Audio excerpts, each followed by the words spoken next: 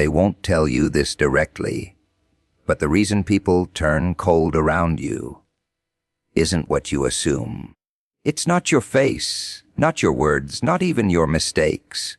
It's something quieter, something deeper. The way you don't react the way they expect. The way your silence feels heavier than their noise. The way you don't chase approval, even when it's clearly being offered like a test. People don't dislike you randomly. They dislike the reflection you force them to see in themselves. Because around you, their masks don't fit as easily. Their jokes don't land the same. Their control doesn't feel like control anymore. And that discomfort, it has a way of turning into distance, into judgment, into quiet resistance. But here's the part nobody says out loud. It was never really about you fitting in. They don't always call it resistance. Most people won't even admit it to themselves. But the moment your energy enters a room and things subtly shift, you start to notice patterns. Conversations that were once easy become selective. Laughter feels slightly forced around you. Certain people become quieter, not because you spoke more, but because you stopped reacting the way they are used to. Misunderstood energy begins where intention and perception stop matching. You might be calm, but they read it as distance. You might be observant, but they interpret it as judgment.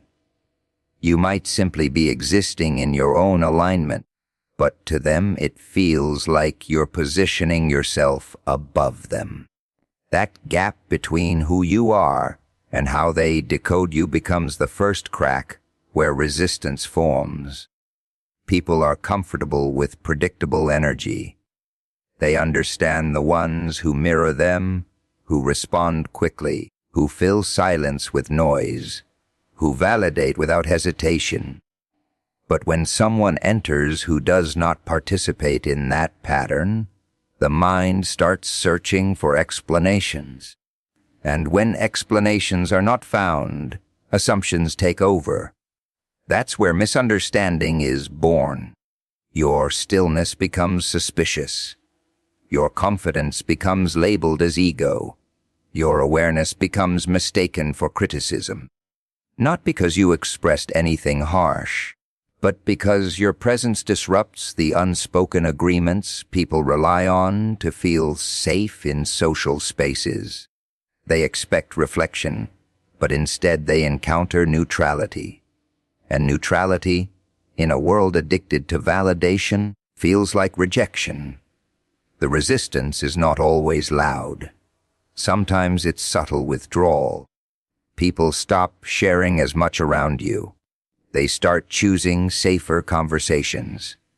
They begin adjusting their behavior, not because you asked them to, but because your energy removes the comfort of illusion. They can no longer perform unconsciously, because something in your presence makes them aware that performance exists. This is where misunderstanding deepens.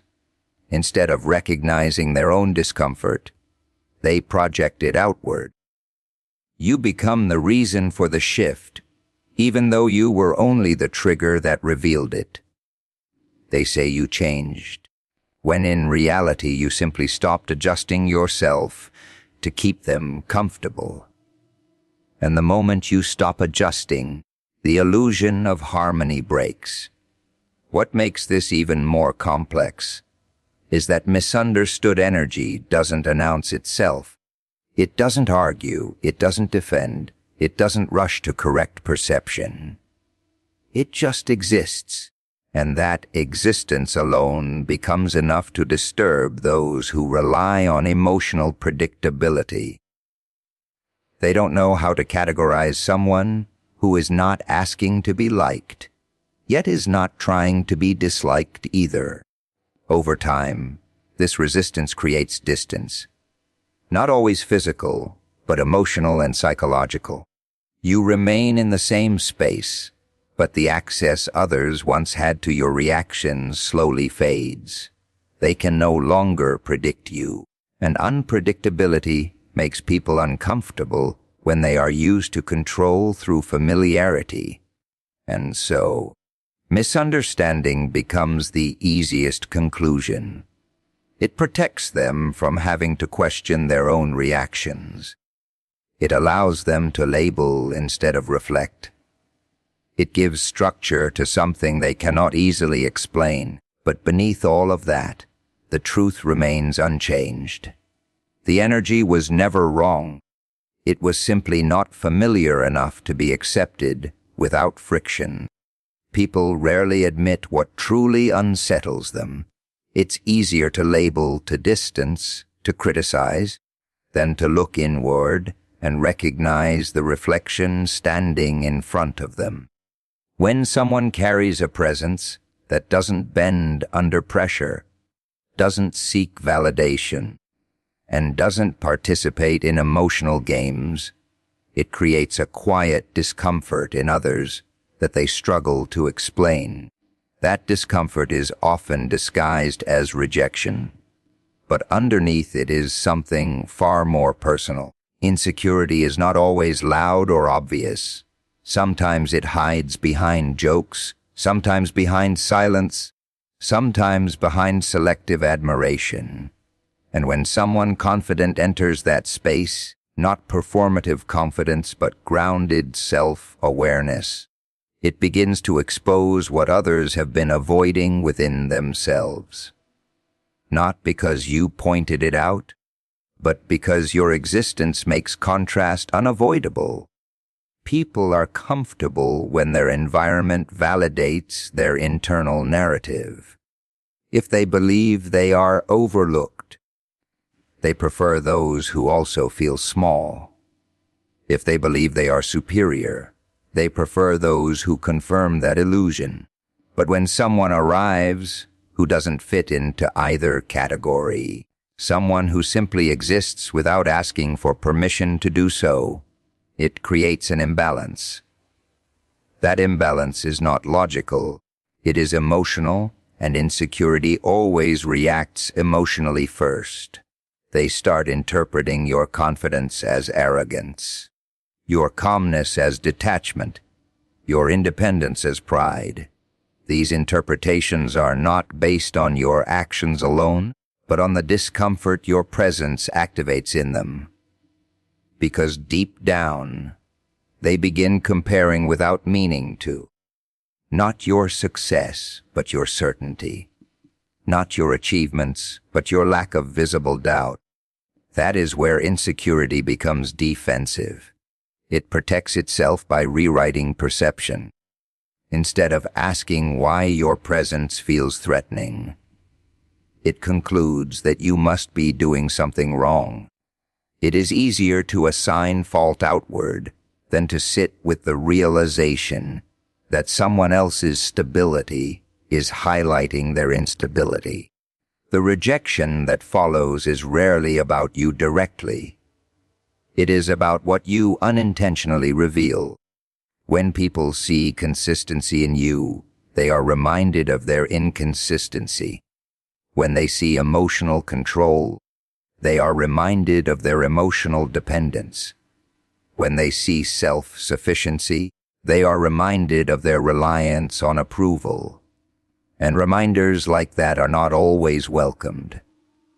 So they create distance, sometimes through silence, sometimes through subtle criticism, sometimes through complete withdrawal, not because you changed your behavior, but because your presence no longer allows them to ignore their internal gaps.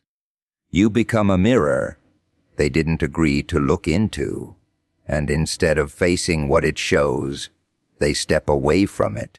What makes this even more layered is that insecurity does not always recognize itself. The person reacting may genuinely believe they are responding to you, when in reality, they are responding to what you trigger within them.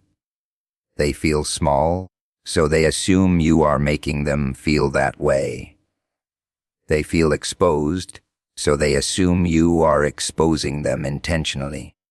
The origin of the discomfort is internal, but the blame gets externalized. And as this cycle continues, misunderstanding deepens into judgment. Judgment hardens into distance. Distance becomes normalized as just not getting along. But beneath all of it, the core remains unchanged. What they dislike is not your presence itself, but the way your presence makes them aware of parts of themselves they have not yet learned how to face.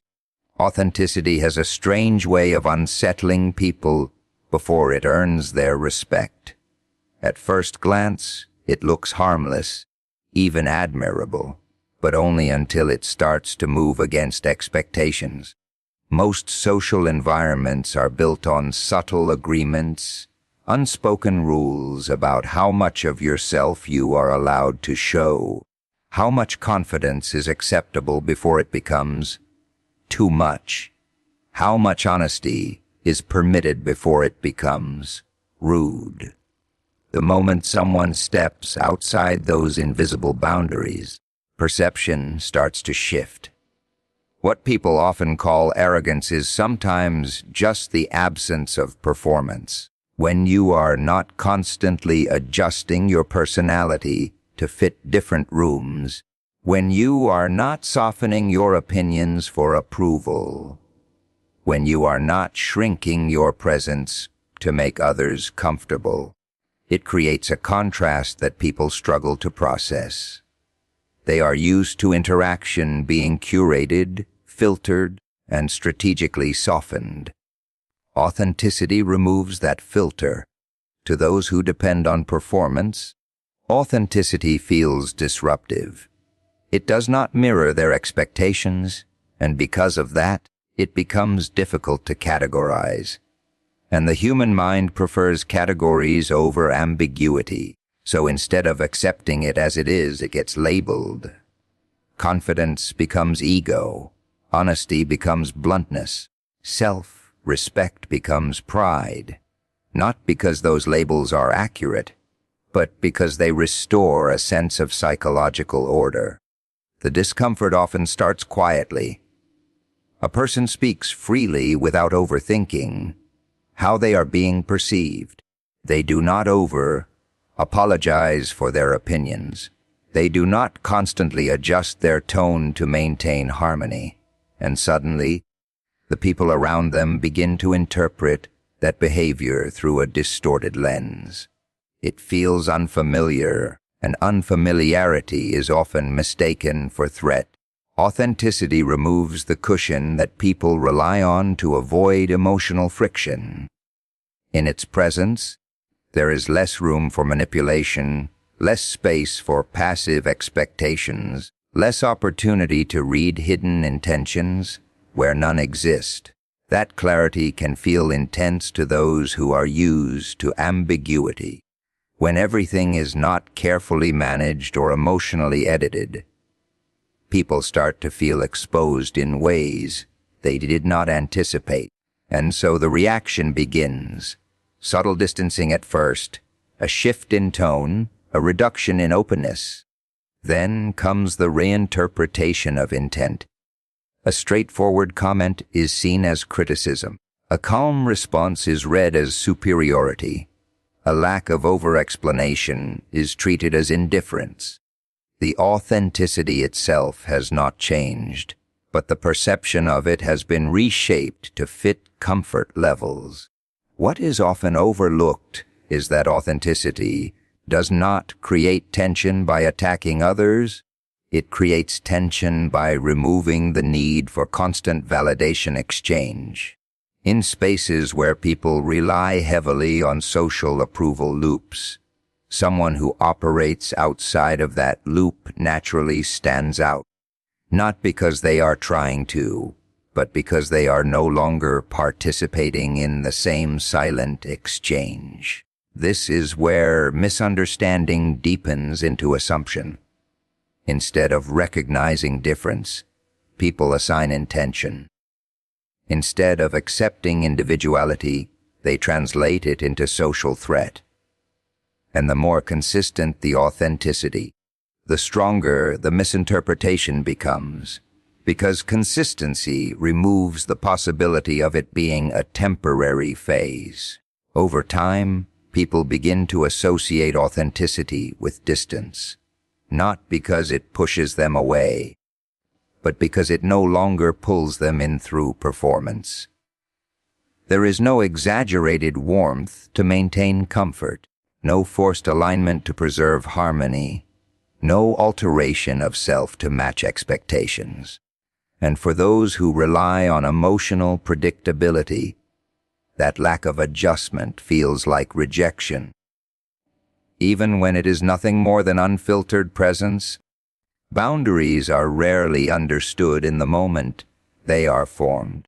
Most people only notice them when they stop being able to cross them freely. Before that, access feels normal, almost assumed. Time, attention, emotional space, availability, these things are often treated as open until someone decides they are not. And when that shift happens, confusion is usually the first reaction, followed quickly by discomfort. People who are used to unlimited access do not immediately recognize boundaries as self-respect. At first, they interpret them as distance. When you stop replying instantly, when you stop explaining yourself excessively, when you stop making yourself available on demand, it doesn't look like structure to them. It looks like change, and change is often mistaken for withdrawal. What they once experienced as predictable access now feels conditional. Boundaries are not loud. They don't announce themselves with confrontation. They appear quietly in behavior, a delayed response, a refusal without justification, a moment where you choose not to overextend yourself just to maintain harmony. These small decisions slowly redefine how others interact with you, even if they don't understand what has changed. For people who are used to emotional or social availability without restriction, this shift can feel confusing. They begin to test it, sometimes unconsciously. They might push slightly further, expect a familiar reaction, or wait for you to return to previous patterns. When that doesn't happen, interpretation starts to form. And interpretation, once it replaces understanding, becomes narrative. That narrative is rarely neutral. Instead of recognizing boundaries as a sign of self-respect, they may label it as attitude, arrogance, or emotional distance. Not because your behavior has become aggressive, but because their expectation of unlimited access has been interrupted. What they are reacting to is not your action itself, but the limitation of it. Boundaries also expose dependency. When someone is used to consistent emotional availability, any reduction in it reveals how much they relied on it. And that realization is not always comfortable. It brings awareness to patterns they may not have acknowledged. So instead of processing that internally, it is often redirected outward. The person setting the boundary becomes the focus of frustration, not the dependency itself.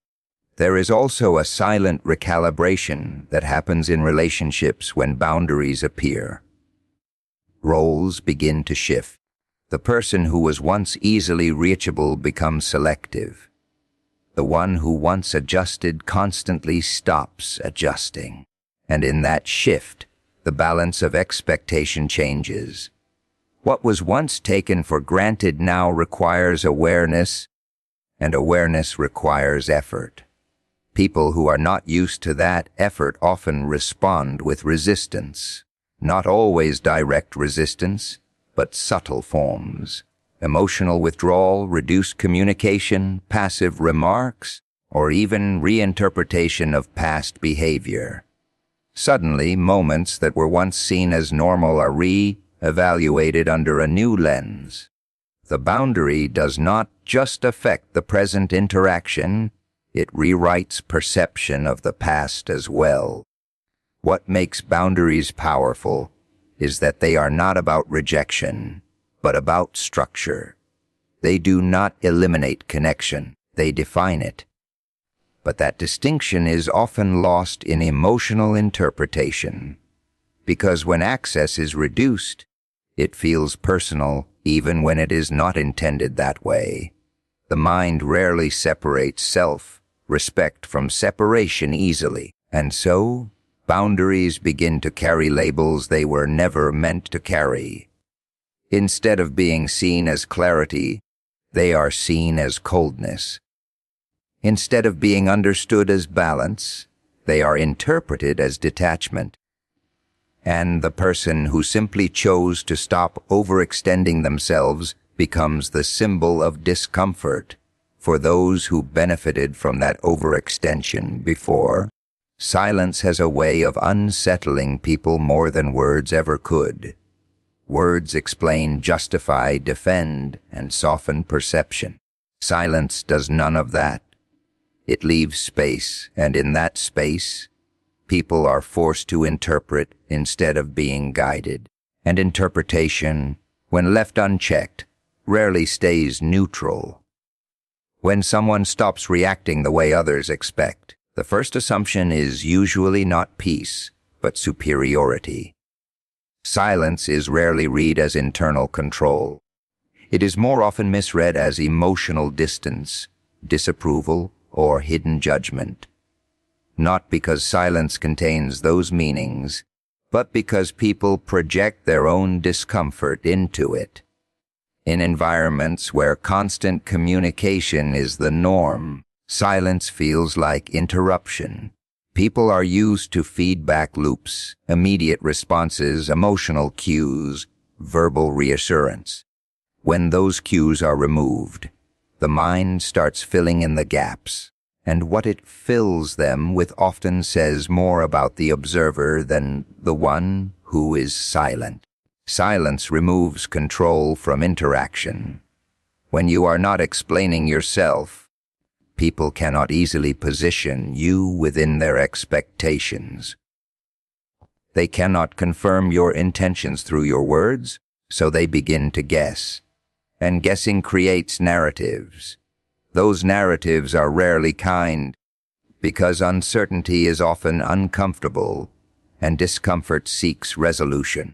There is also a subtle shift that happens when silence replaces reaction. People who are used to provoking responses begin to notice that their usual triggers no longer work. What once led to immediate clarification, defense, or emotional engagement now leads to nothing visible. And when nothing is visible, control feels lost.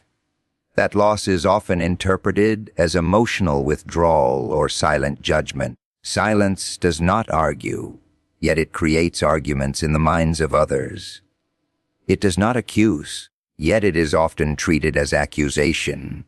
It does not compare, yet it is perceived as contrast. This contradiction is where misunderstanding grows. The absence of expression becomes a blank surface, where others project their own fears, assumptions, and insecurities. What is often overlooked is that silence is not empty.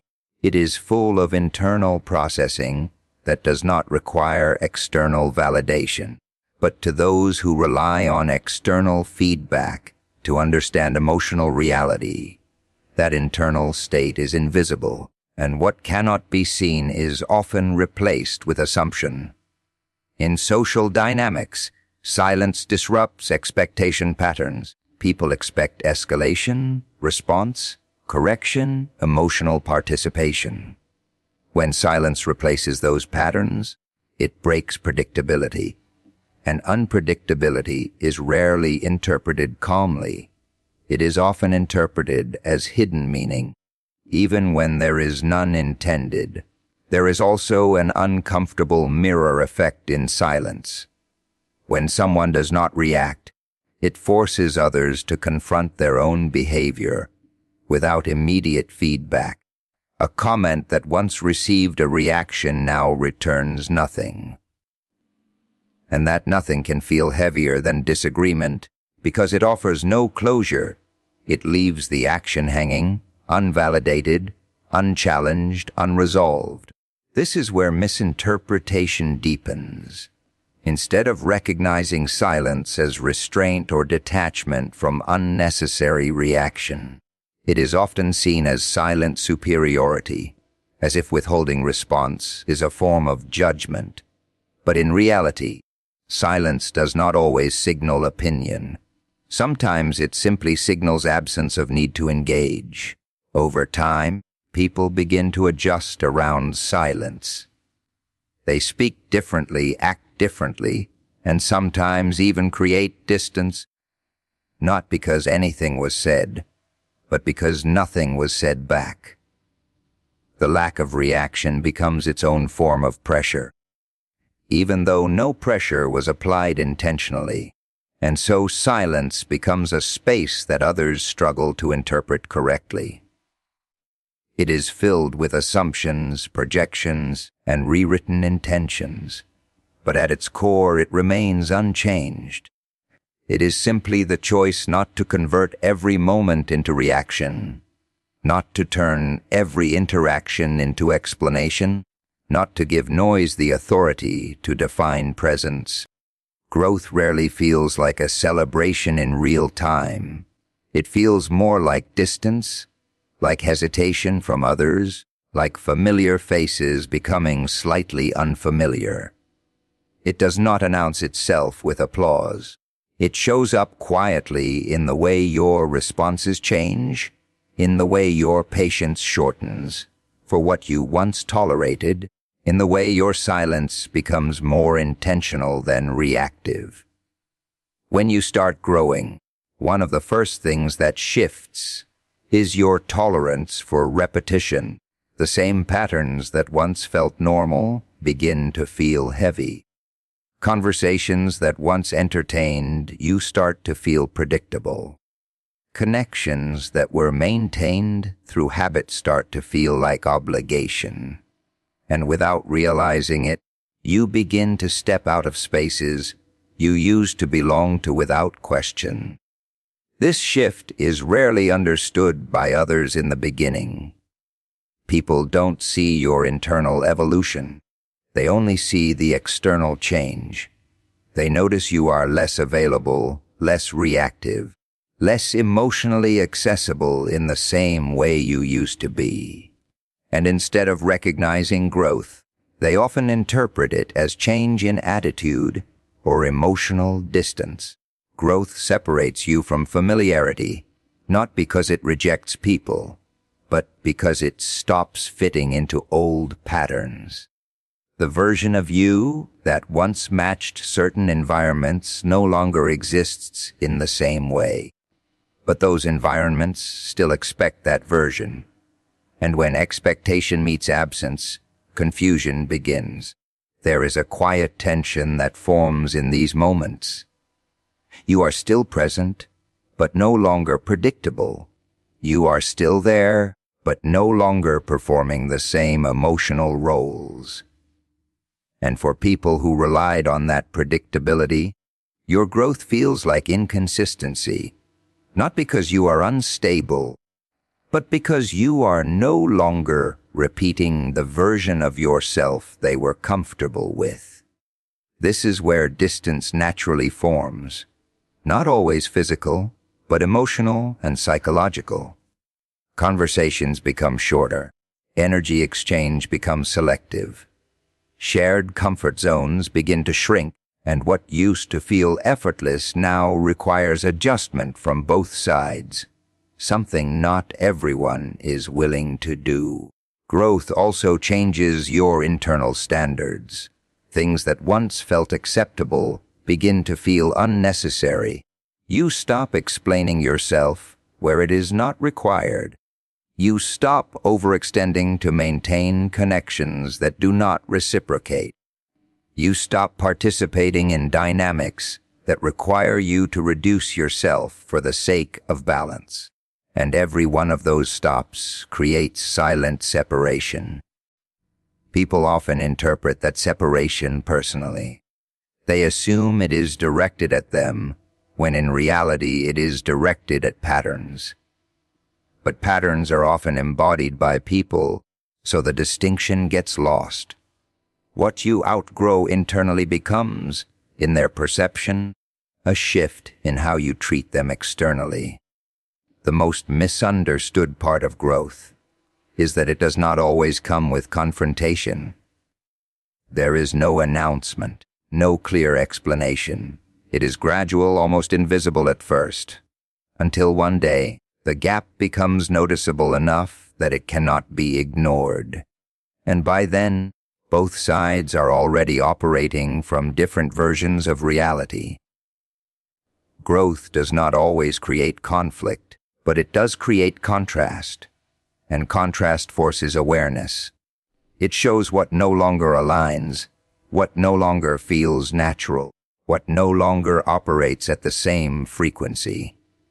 And once that awareness appears, returning to previous dynamics becomes difficult, not because of pride, but because of recognition. What makes this separation even more complex is that growth does not require rejection of others, but it often results in perceived rejection anyway. Because when you stop participating in the same emotional exchanges, people feel the absence more than the intention. And absence, without explanation, is often filled with assumption. So growth becomes a quiet divider, not because it pushes people away intentionally, but because it stops holding on to what no longer fits. And in that space, familiarity begins to fade, not through conflict, but through evolution that does not wait for understanding to catch up.